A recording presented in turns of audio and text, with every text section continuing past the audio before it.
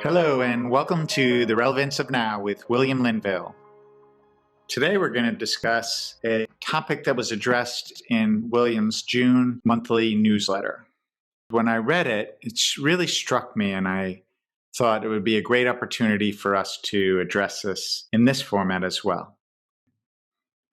Now you're bringing you forward from beyond the soul, from beyond the thought forms, from beyond the ego and emotions, right into the body, into the heart and the mind, where you begin to re-experience what it's like to be creator arising through its own creation.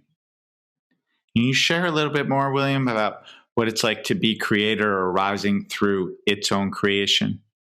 Yes, it's when, like right now, when we sit here, even if we were to close our eyes, some may keep them open, so forth, but for a minute, just becoming fully, thoroughly disconnected from the outside world, disconnected from a gender principle, disconnected from Fashion Week, disconnected from all of these preoccupations of unnecessary identifications with a mind, a body, functionality, shape, size, what you sound like, how you represent yourself, blah, blah, blah, which in turn is like representing a pretend self based on all the identities that have been taken in, taken on, bought into, fed, and so forth about a self, a little self, a self that, okay, I have a male structure. Okay, I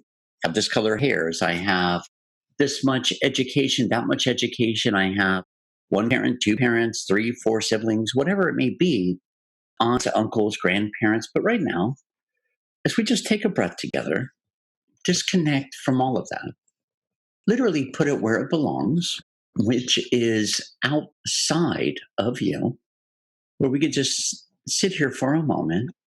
We have no to-dos. We have no pressures. We have no worries, concerns, no big giant achievements to achieve, no superficial perceptional ideals of having to keep up with the Joneses as success and so forth. Moment by moment, you're going to feel more and more sensations opening up, arising, activating, amplifying as a beautiful presence. It's full of light, it's full of energy. It is a live deity. And as you're letting everything else become further and further away, arising above all the thought forms that are thought every day, called the mass collective consciousness, and rising above that, the mind will settle down, the thoughts will slow down to where it's not thought, thought, thought. Now it's thought, thought, thought, idea, or to do, thought. And let's just for a minute take another breath, become more aware of it, I would say, but also more aware that it is outside of you and your body. It's outside of the mind. It's outside of any part of you to where it's spiraling around you. But now we're purposefully not catching the ball of the thought. We're not acting on it, reacting to it. To more and more, it'll slow down because now the subpsyche and all those belief systems, situations, scenarios, emotions, they're phasing away. Now let's go into total, complete openness and silence to where now you can feel that burst, that loving presence, that it's a gentleness, but a powerfulness at the same time, arising and arising, because this is really you arising. It's not the part that was identified with the mental level that says, I am a mind and a body on this planet, but now you're going beyond the identification, even with a mind. And you can feel the waves of yourself, much like dropping a pebble in a pond and all the ripples. You can feel yourself in those ripples expanding and expanding. And now it goes beyond expansion into pure, clear creator consciousness to where now you're becoming larger, more animated, more emanating, but also now you're allowing your majesticness to come through the body, coming from you through the soul, through the emotional calibrational lattice work, through the subconscious, through the conscious mind, to where now we have zero interferences. And where we really get to be right here, right now, as you without a definition. So it's not even bringing the definition of love, unconditional love, energy. Let's skip all definitions because they're all tiny little boxes that become very containing the more and more you arise. And then you outgrow one, then another, to where now you just are. But now, can you feel that openness, that radiance, that harmoniance? To where now we get into you, because this is you as creator animating through the body before all these other colorful preoccupations took place. And now, where you would say, let there be light, and so there was light. You would say, let there be a moon, and so there was a moon. But it's a presence, it's a power, a very powerful presence, but it's the real you beyond all these. I like the color purple, pink, orange, green, paisley. That's all ego, mental, emotional, ego based. Until you even go beyond that to say, what do I really enjoy? Not based on what I've seen, not based on what I've heard, not based on any filtrations of any limited experiences. This is where you, as that creator omnipotence, that creator presence, is opening, emanating, and permeating to where now you really get to truly experience. You get to truly expand, see everything for what it is, see it, see through it, see above it, beneath it, to the sides of it, behind it. But now, not from some limited polarized state, from a total, thorough, complete, wide openness. All right, Michael? Wonderful, William. Thank you. There's a subtlety I wanted to make sure we explored when you shared. We experience what it's like to be creator arising through its own creation. And when I read that the first time, I was wondering if it should read what it's like to be creator arising through your own creation. And can you talk about the difference between its own and your own? Yes, as creator, as a wholeness, as creator, the creator of heaven and earth, duality, blah, blah, blah. Well, it's like standing at the edge of the Serengeti or standing at the top of Mount Everest, Shasta, whatever it may be, and looking upon all of the creation, all of creation, from right here, looking at creation. And there's things like looking at creation and it is good, it is divine, it is pure, it is radiant, it's very majestic. But now you, as creator, that was, is, and always will be a facet of the whole. And I say facet, not like another facet of a diamond and so forth. In that wholeness, before you decided to split yourself off to evolve as creator, learning about itself, learning about what it can do, where it can go, learning about what it's even like to have a physical mechanism, and all the way to the very cells, to the atoms, to the very fleshy tissue. Now, as we look upon from the top of these mountains, if you will, or the Serengeti, overseeing the Pride Lands and all of that, well, it's where you are, always will be, the one that created those lands, those animal kingdoms, that beauty, whatever for yourself that you perceive to be beautiful. But now we look upon beyond the self into the true beauty and majesticness of you as creator that we're a part of all of this creation.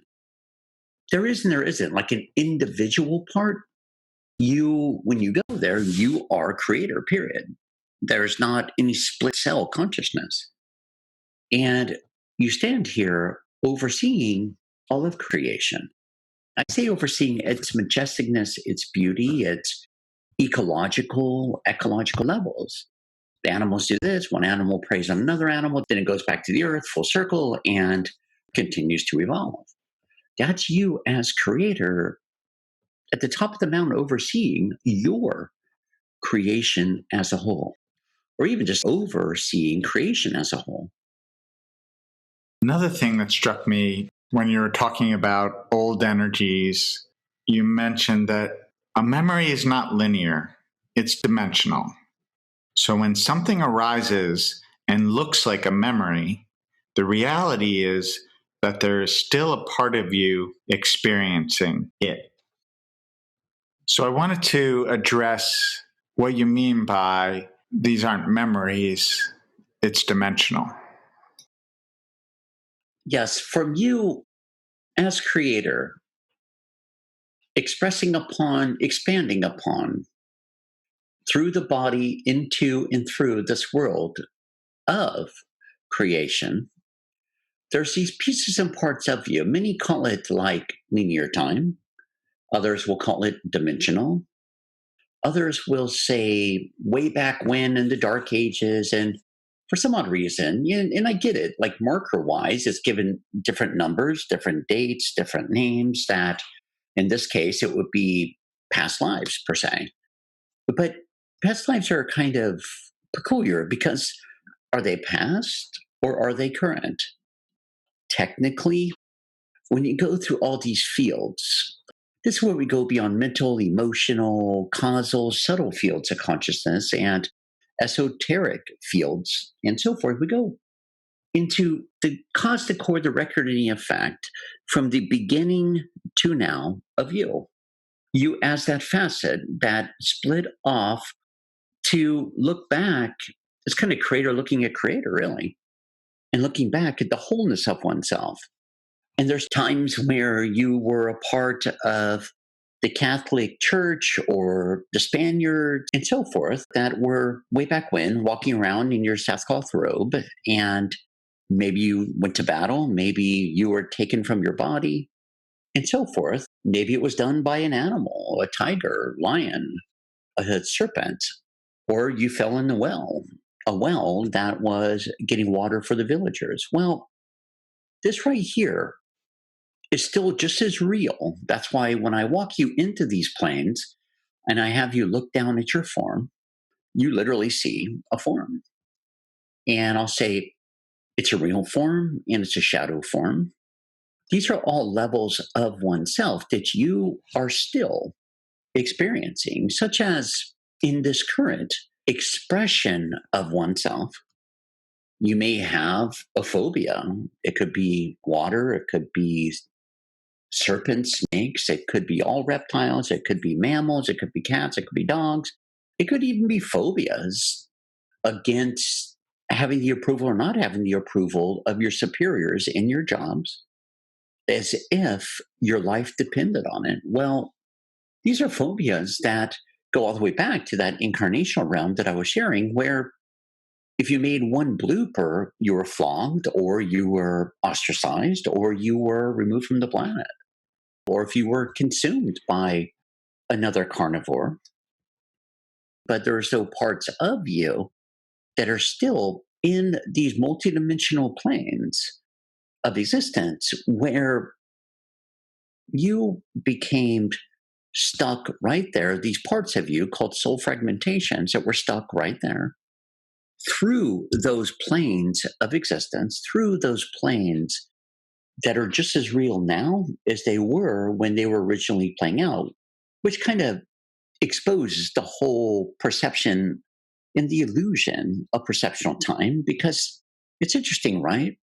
You, as let's just say a star system within yourself through the Akashic records and the soul level of consciousness that are still attempting to reconcile those parts of yourself, to bring those parts of yourself back right here, right now, to this current, not based in time, but this current pinpoint of expression you call the human physicality, the human deity, and so forth.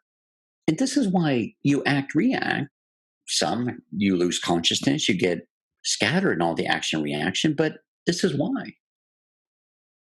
Or someone that you know and you love, but you've never met. You just know and you love them, same thing applies. Every time I hear more of the sort of complexity of who we are, it's just fascinating. And all the judgments we've made about ourselves when there's so many reasons why things are why they are for any one of us uniquely, individually. And the fact that you're bringing this up as dimensionally, it doesn't really matter right now where it came from. There's just now the opportunity to move beyond it so you can experience more and more of your creator consciousness. Yes, and there's another part to it, Michael. There's the part where you see something occur from the outside in the outside world. And it's so interesting, right? It could be someone running over a kid or a hit and run or someone taking someone out in an alley or parents at the grocery store with their children are all climbing up and down the shelves on the aisles, on and on and on. It's so easy, isn't it, to not for you, but for the mental, emotional, egoic structure. It's so odd how quick it is to watch how it goes straight into judgment. The reason I brought this up is because now you rush right into judgment, but the irony is that through these dimensional planes, most likely, especially the situation that really trigger you now, you go back to recollect these soul fragmentations and particles of oneself to where you see that your children may have ticked off the queen or the king at times. They may have went and taken this and stolen that, and there may have been times that by your not being present or paying attention, something happened to your offspring. They left the planet or were maimed, harmed, whatever it may be. But it's so interesting, right? How quick through this pinpoint of expression of yourself, how those judgments get casted because that's the ego wanting to perceive itself to be more than another. That also goes through what I call the Enlightenment Olympics, that I'm further along than you. I'm the all knowingness, and you're going to be my followers. Trying to relive the whole disciple thing. But it's interesting, right? How many have issues with this when they want to come across as the next beautiful, angelic way shower incarnate, but they all so often forget. And it's kind of humorous. They forget how they're trying to put themselves up here and putting everyone down there, down there. But then again, when you look at it through dimensional eyes, you are those tier ones looking back at yourself up there and down here. So that's why there's been that huge wave at times of bipolar. There's a gratitude, and then there's the acknowledgments, but then there's the forgiveness levels. But when you go into forgiveness, it's interesting. We're not forgiving your mom. We're not forgiving your dad. We're not forgiving society. We're not forgiving the church, popes, cardinals, whatever. It all comes back full circle to where you're forgiving those parts of yourself that had been in those situations as soul fragmentations, and you're welcoming the rest of yourself here and now, which brings us back to the heart level beyond the soul level, because the heart level is not just about, okay, let's love and hand up flowers at an airport and get funny haircuts. It's true forgiveness is forgiving and releasing these parts of yourself from judgment to where you can reclaim these particles of oneself and then coming back through the heart, which is, no matter how we look at it, it's not the solar plexus where you enter the body and went into carnality. It's not your third eye, where in your mind, a subpsyche, where you went into judging everyone and everything and trying to find your own balance of survival and safety. It would go right back to the heart because that is the core of all that is, to where it's you as creator right there. No mental, emotional, anxiety agendas of what has to be, when it has to be, where it has to be, but it's truly that pure essence of oneself beyond a particular tiny facet of a self called a mental, emotional, egoic structure, to where now we're going into all that is that sees every dear one as the beautiful facets of creator. And you can see right through them. You see right into their heart, all that light, some more dim, some more shiny, some more lit up, some more trying to be hidden away underneath the brass ego for, once again, its own personal, unique perception of survival. But it's so interesting when we can see the light within everything and everyone. That's when you know you're free. And that's when you know that no other facet, no other soul fragmentation of a self is threatenable, because you're not threatenable. Isn't that awesome, Michael? It's fantastic. It's wonderful, William. Thank you. We wish you the happiest of new seasons, new openings, and dancing in the enjoyment of Creator arising through its own creation. Thank you, William, and thank you for joining us. Click subscribe to hear future episodes of The Relevance of Now. Namaste. Namaste and have a blast.